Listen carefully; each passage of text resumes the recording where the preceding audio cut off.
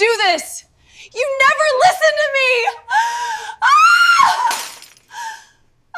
I came home early that Tuesday. The air outside was sharp with spring chill, the kind that usually makes you eager to get back into the warmth of your own home. But when I opened my door, the sound that greeted me wasn't the comforting hum of silence. It was demolition, drills screaming, wood splintering, a sledgehammer cracking against stone. And standing in the middle of it all was Ray, my stepfather, swinging with the smugness of a man who thought he owned the place. Behind him, Derek's crew ripped my walnut cabinets from the walls like they were scraps from a junkyard. My sister Kimmy stood in the corner, directing the destruction as if she were some kind of visionary designer. I shouted for them to stop. They didn't. Instead, Ray dropped the sledgehammer, crossed the room, and before I could finish dialing 911, his fist met my face. The blow wasn't just physical, it was the echo of every insult, every dismissal, every reminder that in his world, my independence was a threat that needed to be punished. I hit the wall hard, my phone flying from my hand, my cheekbone stinging. And then, almost unbelievably, the drilling resumed, like my body on the floor was nothing more than clutter in their way. That was the moment I understood something fundamental. They weren't just stealing my kitchen. They were trying to erase me. My name is Rachel Monroe. I am 37 years old. And until that day, I thought I'd built a life most people in Fairhaven would admire. A successful career as a high-end kitchen designer, a modest but beautiful home I had restored myself, and a carefully constructed peace that kept my family's chaos at bay. But the truth is, in families like mine, success isn't celebrated. It's resented, coveted, eventually attacked. The story I'm about to tell isn't just about cabinets, quartz countertops, or a 6-burner wolf range worth more than most people's cars. It's about the illusion of family loyalty, about the hidden cost of independence, and about what happens when toxic entitlement collides with boundaries you've spent years reinforcing. It's about betrayal so raw it knocks the wind from your chest, and the kind of revenge that doesn't come from spite, but from justice. 15 years of designing dream kitchens had taught me one thing. Every space tells a story. And my kitchen was my story. From the Italian tile backsplash I'd imported piece by piece to the hand-forged cabinet pulls polished by artisans in Vermont, everything spoke of work, perseverance, and the audacity to stand on my own 2 feet. It wasn't just where I cooked. It was my sanctuary, my portfolio, my proof that I'd made it. And that day, I realized they weren't tearing out cabinetry. They were tearing out my identity. But what Ray and Kimmy didn't know was that the woman standing there, blood on her lip, wasn't the girl who used to hide in her room while he raged and my mother made excuses. I wasn't the timid daughter who swallowed insults at holiday dinners. I was someone with resources, connections, and the will to fight. They thought they had me cornered, that I'd roll over and accept their version of family helping family. They thought a fist, a sneer, and a stolen range would leave me broken. But what they didn't understand, what abusers never understand, is that when you take everything from someone who has built her life, piece by piece, you create something stronger than you ever imagined.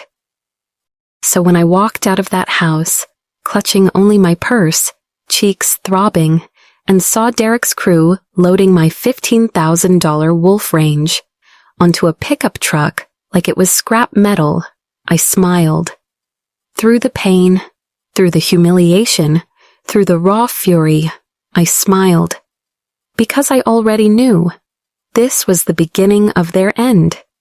What happened next? Let's just say they never saw it coming. By the time I was done, they lost far more than access to my house. That video of Ray hitting me, oh, it traveled farther than they could have ever feared. And the kitchen they thought they destroyed? It became the foundation of something they could never touch. This is my story. And by the end, you'll understand why boundaries are the strongest walls a person can build. The call came like so many family emergencies do, rushed, chaotic, and perfectly timed to pierce whatever peace you've managed to build.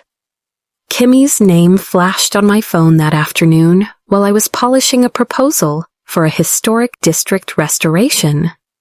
In the background, I heard the thrum of drills and somebody shouting measurements. Rachel, thank God, our landlord started renovations without telling us.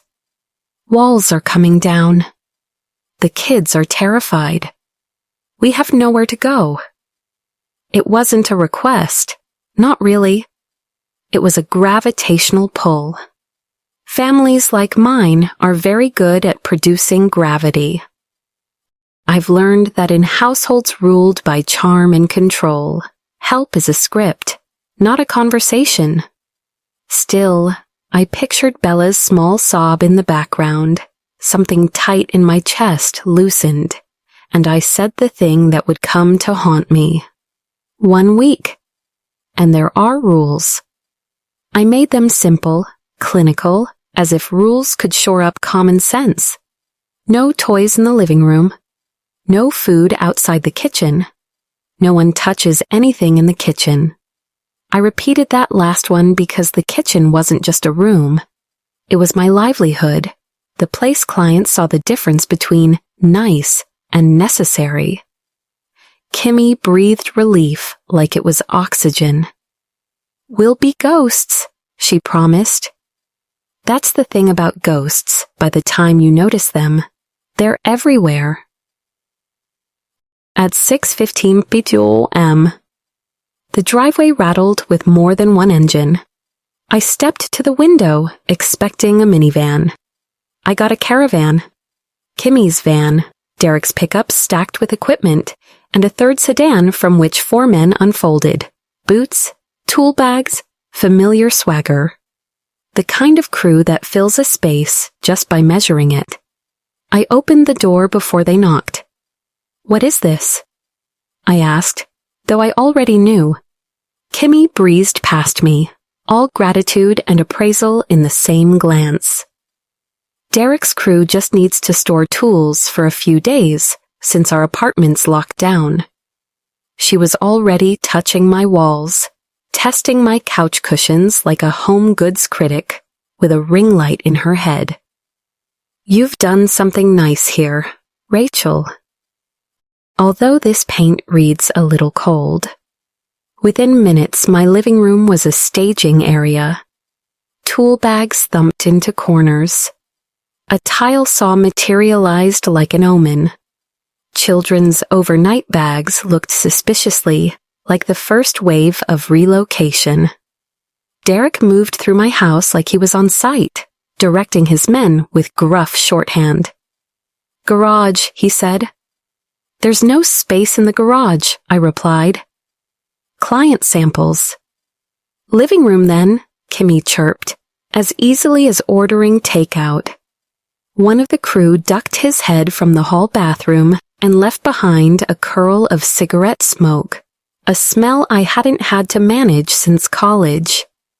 Aiden asked where he could race his cars. Bella stared, wide-eyed, at the pendant lights over my island like they were planets she planned to catch. There's a concept advocates sometimes call kinship entitlement. The idea that blood ties become a skeleton key, unlocking your fridge, your calendar, your savings, your peace. The first night set the tone. Pizza boxes instead of plates, a sports channel reprogramming my streaming queue, little fingerprints like pale moons on glass. When I retreated to bed, I heard the cheerful rummaging of my sister discovering my pro-grade spatulas.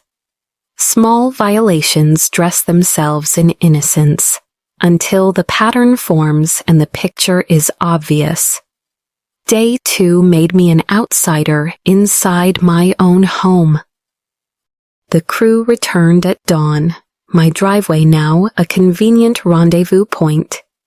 Greasy paper wrappers sat like badges on the porch rail.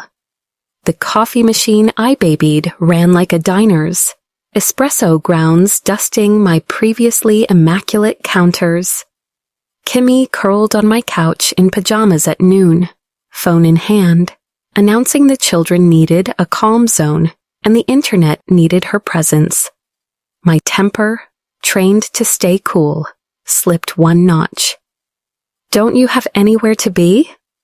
I asked, trying for neutral and landing closer to frayed. "It's hard to run a business in chaos," she sighed, as if chaos hadn't arrived in her minivan. "But we're fine just relaxing here." By sunset, they'd discovered my office and temporarily colonized it. My drafting table, where I'd drawn the first angles of my career, now carried Kimmy's inventory of flimsy jewelry and misprinted tote bags, a pop-up bazaar draped over blueprints. Boxes lined the walls with the kind of permanence only the word temporary possesses. "This is just until our place is ready," she said, pinning a sample curtain across my window that clashed with everything within a 10-foot radius. I realized I was watching not a stay, but a slow-motion occupation. Then Ray arrived, as if summoned by the scent of opportunity. He came with an overnight bag he never asked to unpack. He simply chose a chair, my chair, and owned it. He surveyed the room with that politician's half-smile he wore for golf buddies and donors. "Nice enough place," he said. "Little sterile, but nice." The word sterile in Ray's mouth sounded like a diagnosis. "This isn't a hotel," I said, jaw set. "Family helps family," he replied, as if the phrase were a deed. There's a cultural script that tells women to fold their lives around the needs of kin. Bake sale, guest room, spare key, the social choreography of don't make a scene. If you don't perform it, you're cold. If you do, they rehearse forever on your stage. By day 3, the rehearsal became the show. Ray held court in my living room, narrating my alleged deficiencies between bourbon sips, my decor, my independence, the unnaturalness of a woman alone. Kimmy's temporary workspace grew to include just a few boxes more. The kids ran laps that turned my hall into a NASCAR oval. The guest bathroom glittered, literally, with evidence of a marker set shaken like confetti. But the kitchen was where the assault, long before the punch, truly began. Derek microwaved leftovers on my good china. I found a professional chef's knife, honed to a lethal line by years of work, dulled from opening taped boxes. Kimmy reorganized my spice rack for intuition, her word for disruption. My cast iron skillet, loved to a perfect seasoning, was left soaking, its surface blooming rust like a wound. "It's just a kitchen," Kimmy laughed when I tried to explain. "You're so uptight." Things are meant to be used. I wanted to tell her that use and abuse share a border you can cross without noticing. I wanted to say that kitchens hold memory like cast iron holds heat, and this one held mine. I started counting hours. 72 to go. I buried myself in work, staying late at client sites, reassuring couples that their chosen walnut would warm with age and their quartzite would outlast trends. I avoided my own house the way a patient avoids a prognosis. When I returned late Thursday, Kimmy was waiting in my kitchen like a project manager. "Small change of plans," she said, eyes bright. "Permits hit a snag. Might be closer to 2 weeks. Maybe 3. But it's going great here. The kids love the yard. Derek's crew is more efficient. And you're going to love this. I made 3 sales from your office." She gestured to my walls. Fabric swatches were push-pinned directly into the paint. My kitchen, the one I photographed for clients, looked like a crowded Pinterest board.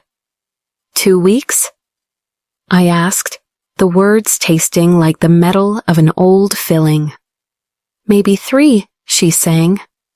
"And the kitchen, oh, Rachel, I've been thinking, this space is so clinical. I'm seeing farmhouse chic. Warm woods, open shelves, a backsplash with personality. We can document it for my portfolio. Cold to Cozy, a kitchen transformation by Monroe Interiors." "No," I said. It came out quiet, but the air in the room shifted. She blinked, surprised, then aggrieved. "Don't be rigid. Change is good. And with Derek's crew here already, favors, discounts, this could be cheap." "No," I repeated. "This is my house, my kitchen, my decision." Her face hardened. The mask flicked off. "That's your problem. Mine. Some of us don't have your advantages." "I've helped you," I reminded her, thinking of referrals salvaged and deposits returned on her behalf. "That's not real support," she snapped, and the conversation died there. But the whispers began that night. Uptight, selfish, needs to learn. Ray's laugh cut through the wall like a blade. Friday morning delivered fresh casualties. Missing knives, chipped ceramics, handmade gifts from a client, stacked like cafeteria ware. "Accidents happen," Kimmy said, with the breeziness of someone who never had to replace what she broke. "Kids can't live in a museum. Maybe make this space more family-friendly." "It's not supposed to be family-friendly," I said, voice finally sharpened. "It's my home." Ray, from his command chair, issued the verdict he'd been crafting since Christmas. "Selfish attitude. No wonder you're alone." By the weekend, my spirits were raw. The crew treated my place like a clubhouse, coming and going at will. The garage workshop I'd curated over 15 years became communal spoils. Tools were borrowed and abandoned, grit under my fingernails and in my teeth. My office was a warehouse. A tension rod with sagging curtains gave the window all the elegance of a motel. "Just temporary," Kimmy sang, every time I objected. "Until our place is ready." That night, I lay awake and made a plan. Monday, I would call a locksmith. Boundaries were not suggestions. They were structural supports. If you don't bolt them, the house tilts. I rehearsed the speech in my head. 24 hours to pack. Thank you for your honesty. This arrangement has ended. I fell asleep on that promise, a small island of certainty in a flooded week. Monday morning, my last client meeting ran long. A couple building their dream home, tender with each other in the way people are when they share a project and a future. Asked about my own kitchen. I talked about lights and lines and everything I loved. For an hour, I remembered who I was when I designed for joy instead of defense. I drove home lighter, keys warm in my palm, ready to reclaim what I'd nearly surrendered. Then I opened the door and heard it, the crack of impact, the hungry whine of power tools. My feet ran before my mind could. In the kitchen, Ray lifted a sledgehammer and brought it down again on the Kakata gold quartz I'd chosen, like a jeweler selects a setting. Spider webs of fracture glistened across the slab.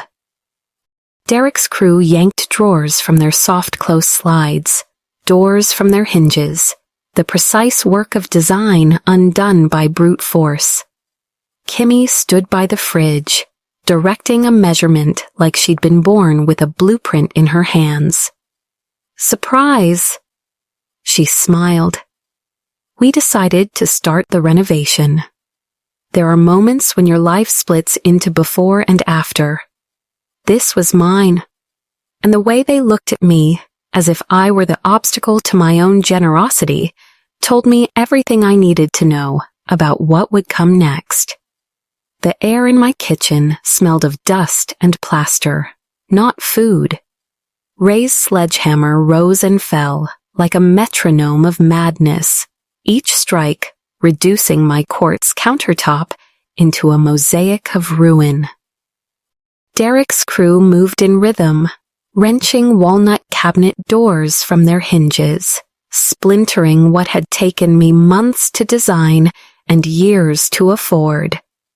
And there was Kimmy, leaning against my refrigerator as if she were the director of some twisted production, telling men where to measure, where to cut. Surprise, she chirped, as though I'd walked into a birthday party. We decided to start the renovation today. I know you were being stubborn, but once you see the transformation, you'll thank me. Stop. Thank them? For this? My voice cracked through the chaos. Stop. Right now. This is destruction, not renovation. Ray's smirk widened. He gripped the sledgehammer like a man who'd finally earned his stage. We're doing you a favor, Rachel. Adding value. That's what family does. No, I snapped. This is illegal. This is my kitchen, my property. I'm calling the police. I pulled out my phone, my thumb hovering over the numbers, when Ray's mask slipped. His steps were heavy, his body heat radiating before his fist connected with my face. Pain detonated behind my eye, metallic and raw. My back hit the wall, and I slid to the floor, phone skittering across tile that would soon be rubble. For a heartbeat, everything froze. Then the drills screamed back to life. I pressed a trembling hand to my lip, tasting copper. Ray loomed above me, his breath sour with bourbon. Should have done that years ago. You always thought you were better than us. Kimmy crouched at my side, false concern dripping like syrup. Rachel, don't fight this. Just let us finish. In a few days, you'll have a gorgeous new kitchen, and this'll all be a funny story. Remember when Rachel freaked out about her kitchen renovation? Funny story. I staggered up, my cheekbone throbbing. Around me, my sanctuary was being gutted in broad daylight. The Italian tiles I'd chosen for their delicate glaze were chipped away with chisels. My knife block was overturned. My wolf range, my $15,000 investment, was being carried toward the door like it belonged in a junkyard. I'm leaving, I muttered, clutching my purse. Where to? Ray taunted. Hotels are expensive. Oh, wait, you've got money, don't you? Must be nice, looking down on family from your high horse. I stumbled out to my car, every step agony. In the rearview mirror, I caught sight of Derek's crew hoisting my range into the back of a truck. And yet, through the swelling, through the haze of pain, I smiled. They thought they'd won. but they had no idea who I'd become since the years I used to cower in silence. At the Grand Fairview Hotel, the concierge's expression shifted from professionalism to alarm the moment she saw my face. "Miss Monroe, do you need me to call someone?" "Yes," I said, settling into a leather chair, holding ice to my cheek. "Quite a few people, actually." The first was Dr. Yoel Morrison, attending a medical conference in the building. Within 20 minutes, I had a professional medical record documenting every bruise and split lip.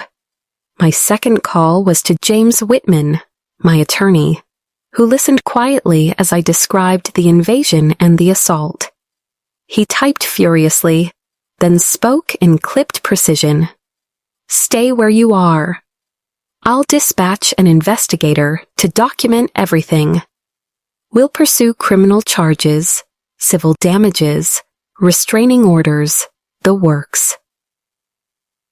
The third call was to Mike Harrison, the locksmith who'd installed my locks. "Emergency," I told him. "Every lock needs to be changed today." "But they won't leave willingly." He paused, then said, "You'll need more than a locksmith. I'll bring security." My fourth call was to my insurance agent, who nearly dropped the phone when I described the deliberate destruction. "This isn't a claim," she said. "This is criminal. Get me documentation, photos, receipts, magazine features. We'll pursue them for the full amount." By 3 p.m., my hotel suite had become a command center. Investigator Torres sent me footage from my neighbors' doorbells. Clear faces, license plates, Ray orchestrating it all. By 5, Mike texted, "We're ready. 3 security professionals, all licensed. But if they resist, it could get heated." "They've already destroyed my kitchen," I replied. Whatever it takes." And then, as if to twist the knife, a text from my mother. "Rachel, Kimmy says you hit Ray and stormed out. Come home and apologize. This is ridiculous. Apologize." Even now, with my face swollen and my home ransacked, I was the problem. I didn't reply. Instead, I called Channel 7's investigative reporter, Lindsay Cruz. "You wanted a contractor fraud story," I told her. "I've got something bigger." That night, while my house buzzed with drills and smug laughter, I sat in a quiet hotel lobby with ice on my cheek, my laptop glowing, and my strategy unfolding. They thought they'd destroyed my fortress. What they didn't realize was that they'd built me a battlefield. By the time dusk settled over Fairhaven, I was no longer a victim. I was a commander marshaling forces from the polished leather chairs of the Grand Fairview Hotel. My cheek throbbed, my lip split whenever I moved it, but clarity sharpens under pressure. I had my attorney, my locksmith, my investigator, my insurance agent, and soon the press. At 6:30 p.m., I climbed into Mike Harrison's van. Beside him were 3 men, security specialists, former military, their presence radiating the kind of calm that only comes from people who have walked into hostile spaces before. "Our goal, Marcus, their leader, explained, is to secure your property with minimal confrontation. But if they resist, we're trained to handle escalation. You stay in the van until we say otherwise. No arguments." Outside, Fairhaven's streets glowed orange under sodium lamps. As we turned into my block, I saw it immediately. A dumpster in my driveway overflowing with splintered cabinetry and cracked quartz, the physical wreckage of my dream. Through my windows, figures moved freely, lights blaring as if my house had become their stage. "Showtime," Marcus muttered. They approached my front door in formation. From the van, I watched Marcus knock, firm, professional. Kimmy opened it, confusion flickering when she saw uniforms and documents instead of her sister. Papers were presented: proof of ownership, notice of eviction, legal documentation my attorney had drawn up within hours. She gestured wildly, her face a storm of disbelief and rage. Ray appeared behind her, puffed up like a rooster in a suit of entitlement. He barked something, tried to shoulder past Marcus. One of the team members began swapping the front lock right then and there. And that's when Ray spotted me in the van. His face twisted, veins rising on his temple, and he stormed down the driveway. Marcus intercepted. "Sir, you need to collect your belongings and leave the premises." "This is my family's home," Ray roared. "That's my daughter in there. This is a family matter." "No," Marcus replied, steel in his voice. "She is the homeowner. You're trespassing. Police are on the way." And then, perfect timing, the blue and white news van of Channel 7 rounded the corner. Out leapt reporter Lindsay Cruz and her camera operator, lenses pointed, red recording light glowing like a spotlight on shame. "Mr. Garner," Lindsay called, her voice sharp enough to cut steel. "Can you explain why you're destroying Ms. Monroe's kitchen?" Ray faltered. In an instant, the bully transformed into the politician he'd always pretended to be. His voice smoothed, posture softened, expression feigned concern. "This is a misunderstanding. Family helping family. Just a little renovation." "Then why," Lindsay pressed, stepping closer, "does Ms. Monroe have visible injuries? Why are the police here?" Right on cue, 2 patrol cars rolled to a stop, lights flashing. Officers stepped out, hands resting near holsters. Marcus waved me forward. It was time. I stepped from the van, the cool night air biting my bruised cheek. Gasps rose from neighbors who had gathered at their porches. The camera zoomed in. My face, battered but unbroken, filled the screen. I handed the officers Dr. Morrison's documentation and Torres's footage of the destruction. One officer, stern and unyielding, asked the question I'd been waiting to hear. "Ma'am, do you want to press charges?" "Yes," I said, my voice steady. "Assault, destruction of property, theft, trespassing, all of it." Chaos followed, but it was controlled chaos, my chaos, finally wrestled into a narrative I could shape. Ray sputtered about misunderstandings as handcuffs clicked around his wrists. Kimmy shrieked about betrayal, her sobs dramatic for the camera, while Derek stammered that his crew was just following orders. The police weren't buying it, not after my neighbor, Mrs. Chen, appeared clutching her tablet, showing doorbell footage of them hauling appliances into trucks.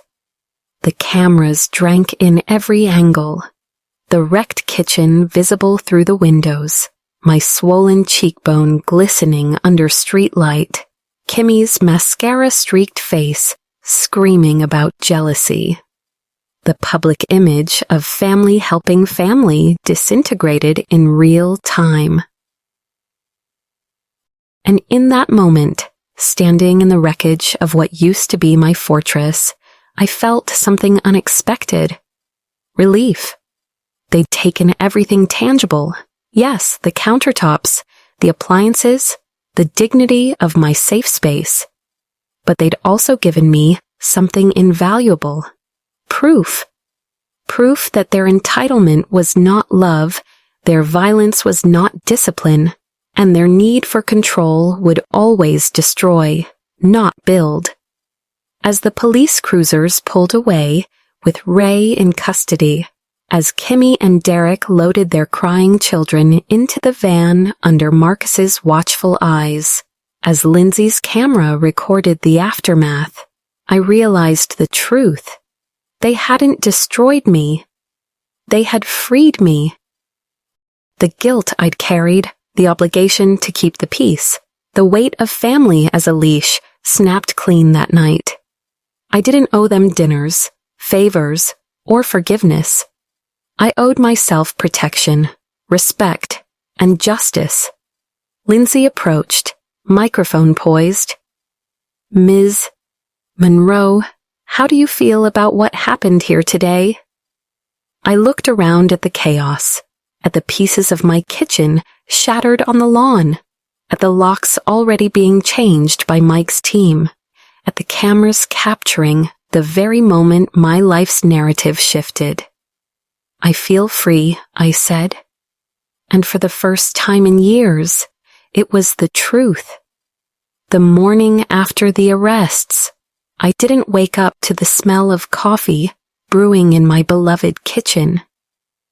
I woke up in the Grand Fairview Hotel, the curtains still drawn, the ice pack warm against my cheek. Sleep had been fractured, broken into shards by adrenaline and the memory of Ray's fist. Yet when I sat up, I wasn't trembling. I was planning.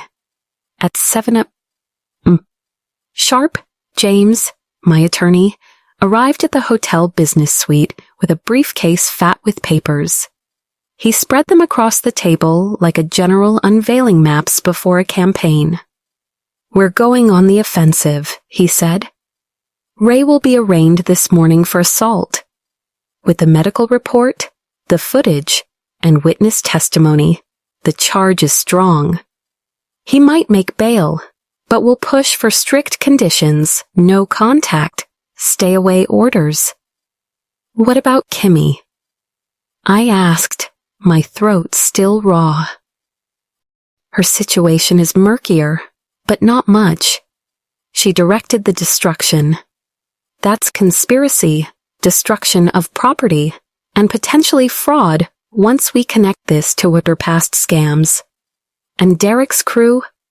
They're exposed too, operating without permits, theft, trespassing.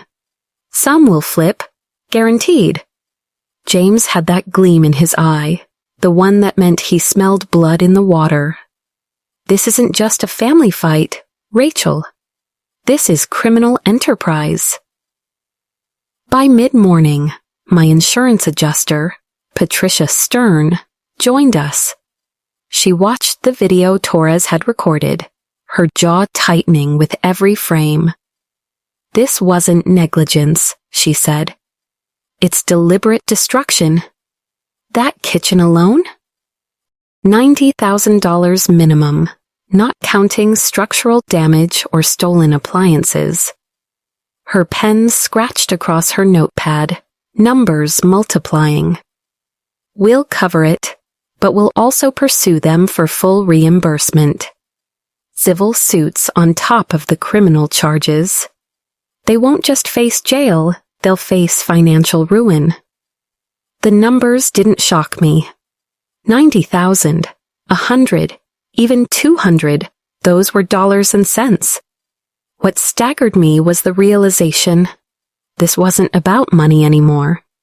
It was about the audacity of people who believed blood relation gave them ownership of what I had built. That afternoon, Lindsay's first segment aired.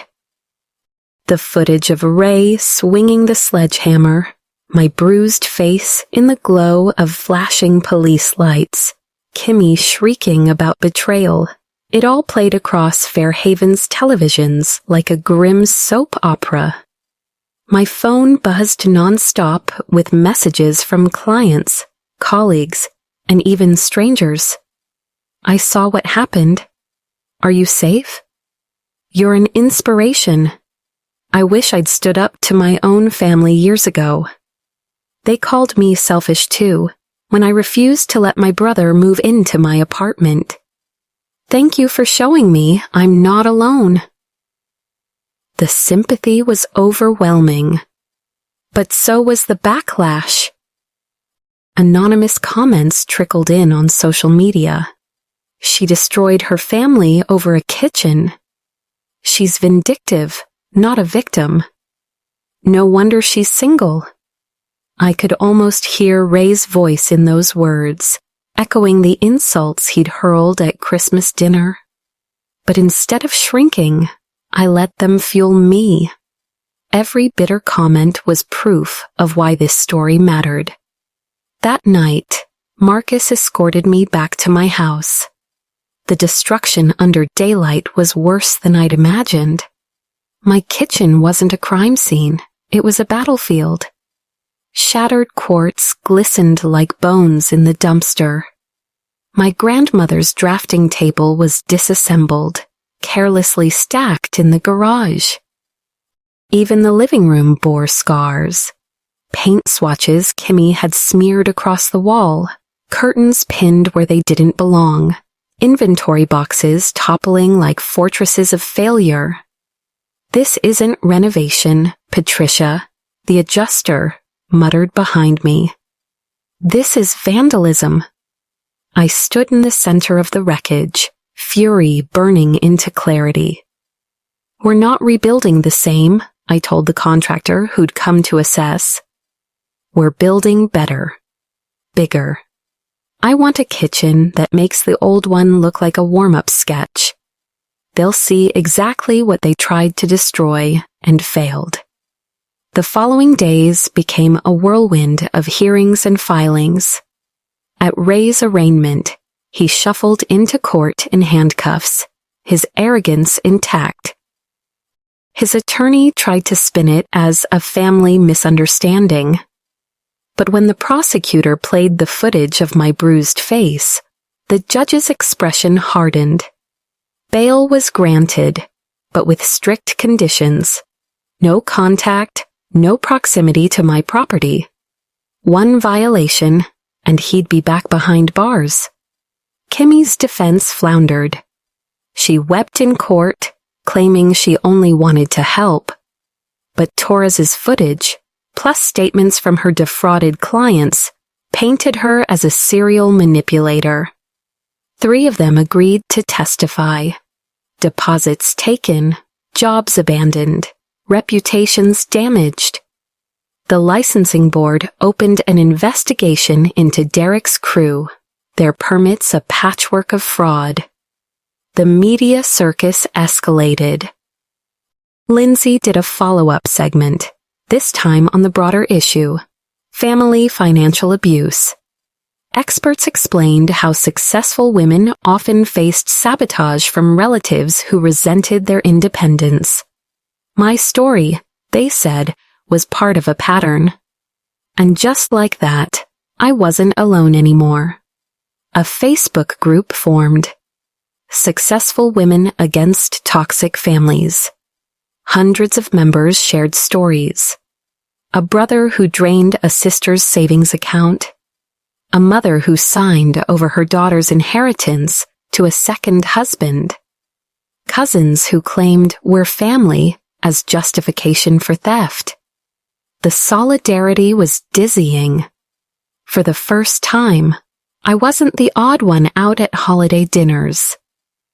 I was part of a larger truth that sometimes the people you share DNA with are the first to sharpen the knives. But not everyone wanted solidarity. My mother called from a blocked number. Rachel, she sobbed. Ray's lost his job. Kimmy can't get clients. The children are suffering. For what? A kitchen?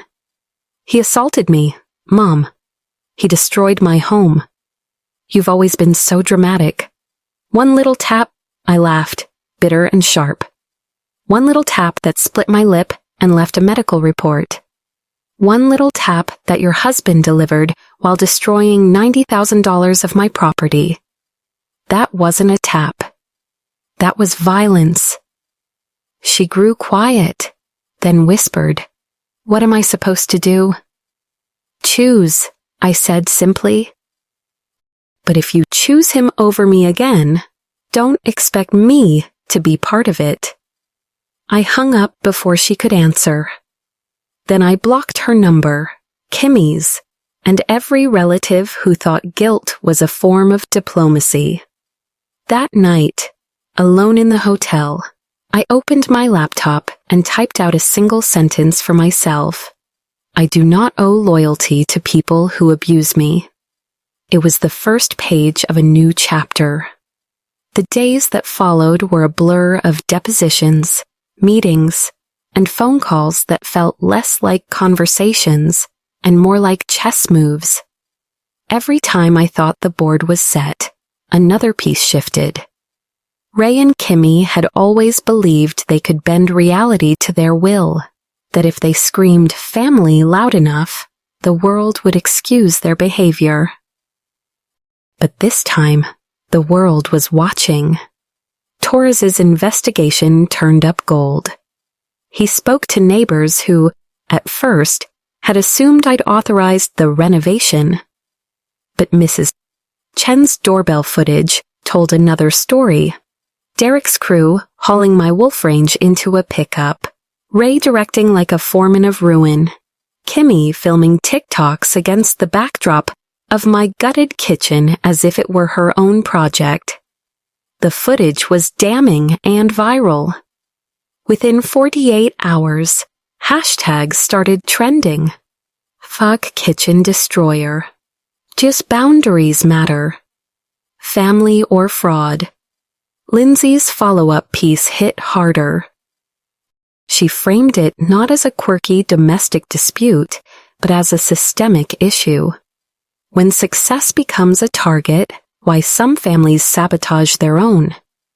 The segment included interviews with psychologists who explained how envy, entitlement, and gender roles fuel these patterns. One expert put it bluntly. In many households, women's achievements are seen as communal property. When they refuse to share, they're labeled selfish. That cultural conditioning is exactly what predators like Rachel's stepfather and sister exploit. The calls and messages I received after that were overwhelming. Women from across the country, lawyers, nurses, artists, single mothers wrote to me, "Your story is mine, only I never had proof." One woman told me her brother drained their joint account because family comes first. Another said her mother had convinced her to co-sign a mortgage, only to abandon payments. It was like pulling back a curtain on a collective wound we'd all been told to keep hidden. Meanwhile, Kimmy was unraveling. Instead of laying low, she doubled down on social media. Her boutique account became a stream of melodrama. Videos of her crying about betrayal, posts calling me jealous, captions about how she was a real mom being punished for trying to help.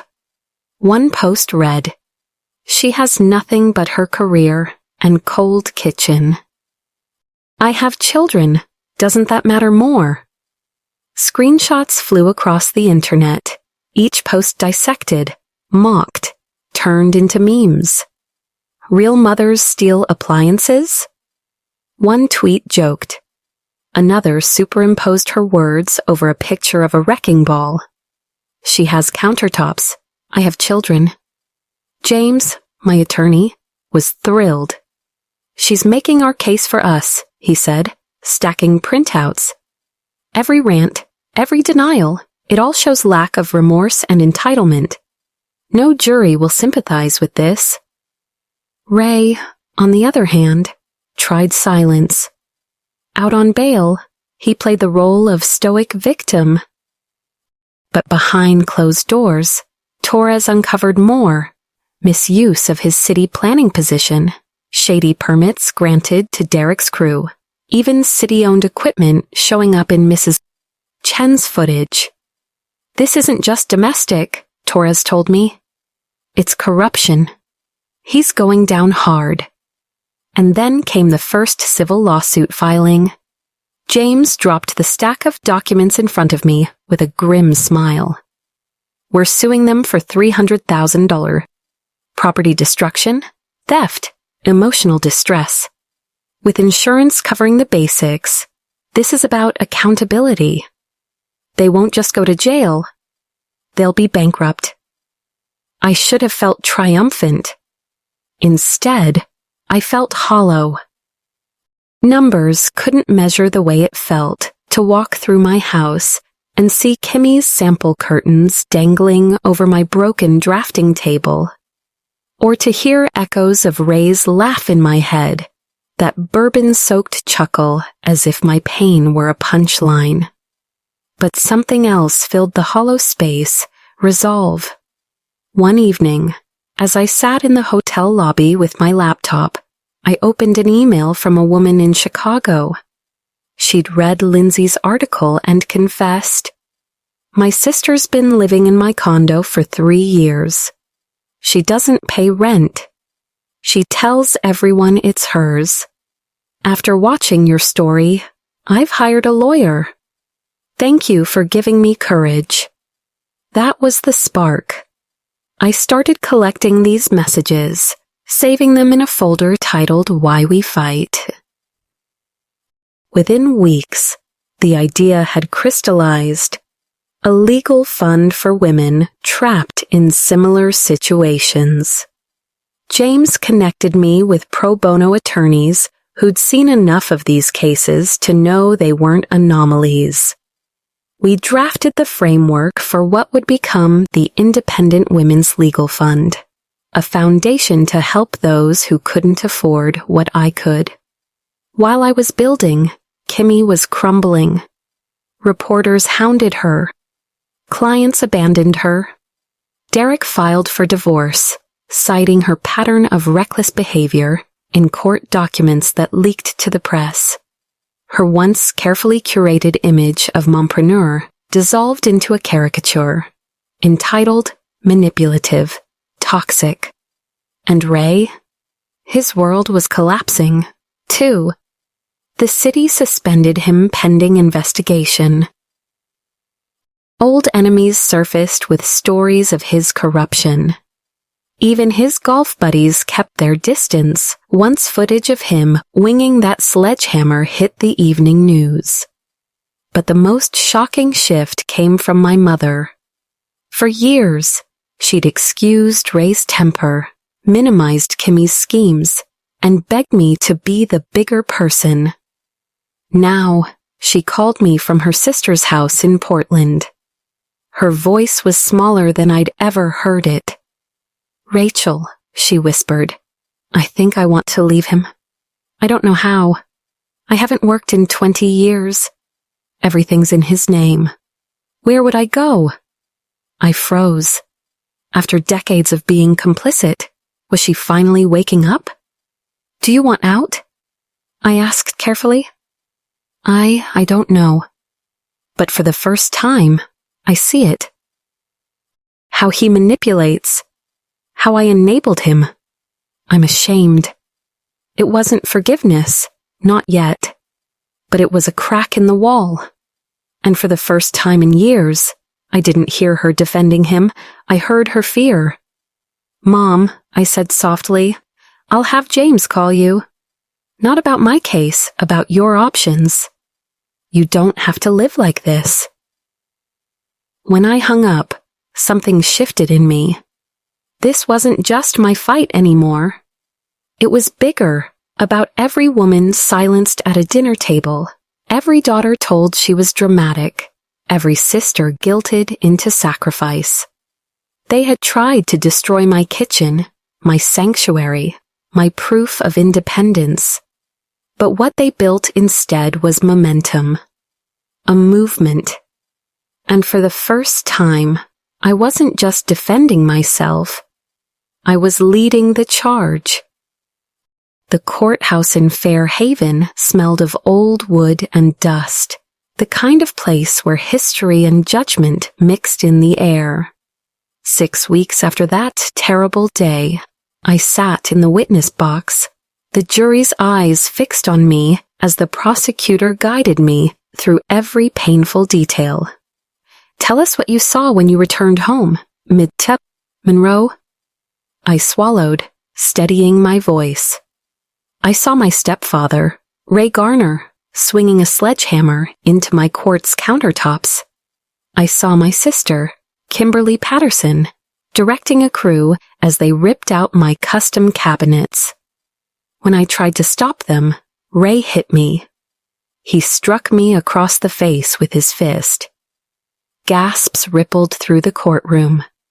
Even after weeks of headlines, seeing me up close, healed but not erased, made it real. The prosecutor held up photos, my bruised cheek, the destroyed kitchen, the piles of rubble. "Did you authorize this demolition?" "No. I told them explicitly not to touch my kitchen. It was my livelihood. They destroyed it anyway." When Ray took the stand, he tried to play the role he'd perfected for decades. The charming public servant, misunderstood, just trying to help. His attorney asked, "Mr. Garner, why were you in Ms. Monroe's kitchen that day?" Ray cleared his throat, feigning humility. "I was helping. Rachel's design choices were cold, sterile. Family helps family. I thought we were improving her space." The prosecutor leaned in, voice sharp. "If you were helping, Mr. Garner, why did you hit her?" For once, Ray faltered. "Oh," his mask cracked. "She needed to learn respect," he muttered, the words slipping out like venom. The courtroom fell silent. Even his attorney's face paled. In that moment, the jury didn't see a family man. They saw the tyrant I'd known since childhood. Kimmy's testimony was worse. She sobbed, claimed I'd always been jealous of her, that I had sabotaged her businesses, that I didn't understand what it meant to be a real mother. "She has nothing," Kimmy wailed. "Just her career and her kitchen. I have children. Shouldn't that matter more?" The prosecutor's response was surgical. "So, you decided to take what wasn't yours?" "It should have been mine," she snapped. "She doesn't deserve all this." Several jurors shook their heads. One woman about my age looked especially disgusted. The verdict came back in under 2 hours. Guilty. Ray on assault, conspiracy, and destruction of property. Kimmy on conspiracy, fraud, and theft. Derek's crew, too, faced charges, though some had cut deals by testifying against them.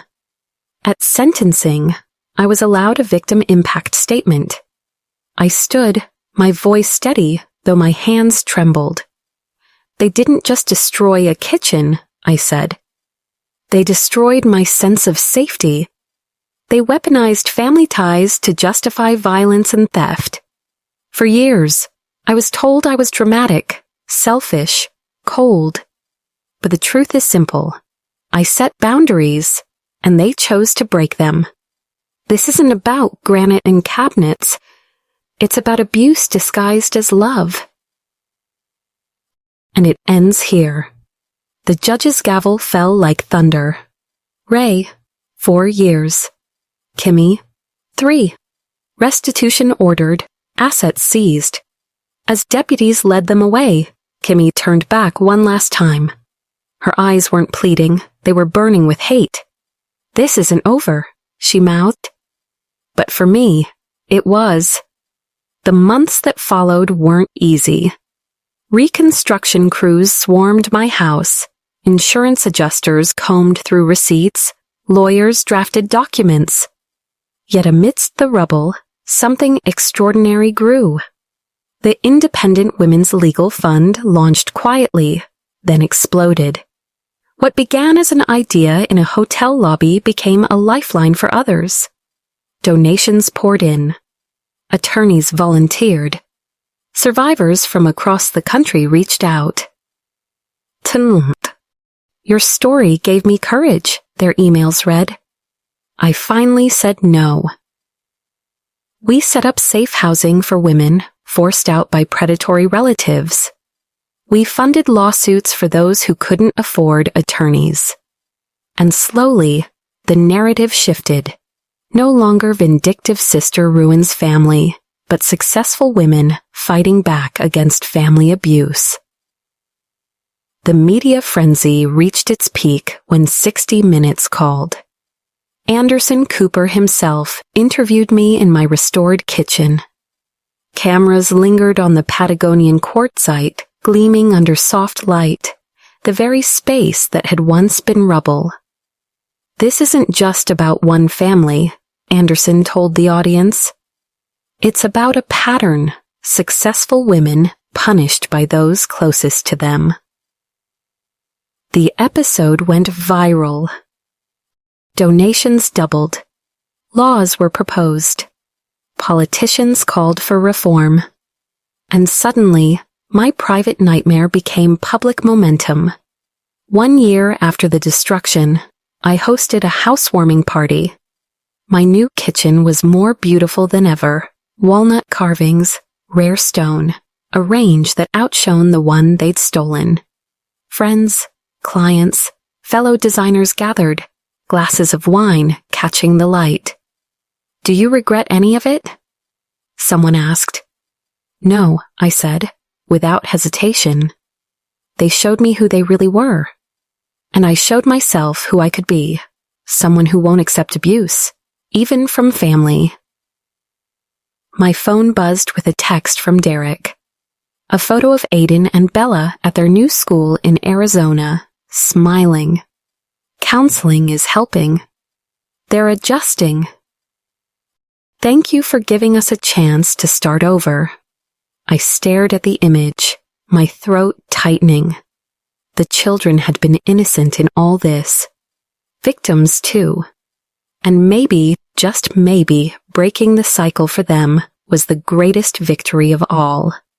Now, as I sit in my office, the letters from strangers pinned to the wall, I think about what family really means. It isn't blood. Blood gave me Ray's fists and Kimmy's envy. Family is the people who respect your boundaries, who celebrate your success instead of coveting it. Family is chosen. My kitchen gleams not because of the quartzite or the custom cabinets, but because it's mine. Entirely mine. And no one, relative or stranger, will ever take that from me again. So if you're listening to this, and you've been told you're selfish for saying no, or dramatic for demanding respect, hear me. You deserve safety. You deserve boundaries. And you deserve to keep what you've built. Thank you for being part of this journey. Please share this story so others know they're not alone. Subscribe if you want to hear more stories like this. Stories that prove resilience can rise from rubble. Until next time, I wish you health, strength, and the courage to protect your peace. Because sometimes, the perfect revenge isn't punishment. It's living free.